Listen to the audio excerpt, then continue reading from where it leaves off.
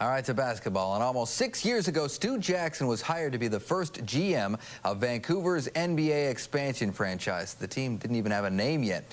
Now the Grizzlies have a third owner in their short history, and Jackson knew he was not part of the plans. As we told you Monday night, Jackson is moving on to NBA head office, and he made that official with his resignation on Tuesday.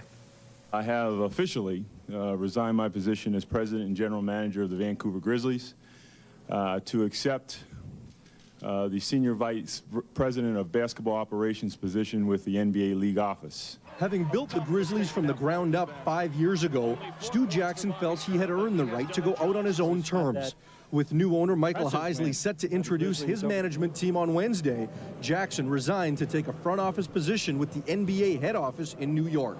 When the opportunity of the league came along, that was something that I was excited about and could sink my teeth into as an opportunity certainly to move back closer to my extended family, and it just made personal sense for me. Heisley did discuss with Jackson the possibility of remaining with the organization in another capacity, but despite his love for the city, Jackson never seriously considered what would have amounted to a figurehead position. When he talked about possibly, you know, a position with the club, in my mind, I had already moved forward.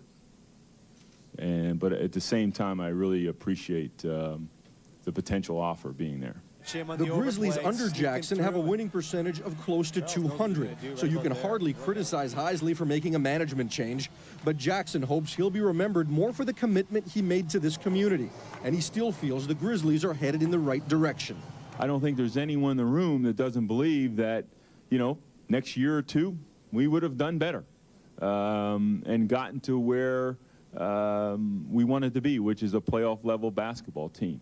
Jackson's replacement as president, Dick Versace, made his first move on Monday by firing head coach Lionel Hollins and his entire coaching staff over the phone.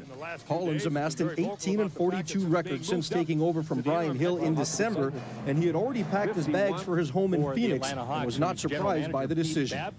Just disappointment in the fact that the owner didn't keep his word and speak to me personally.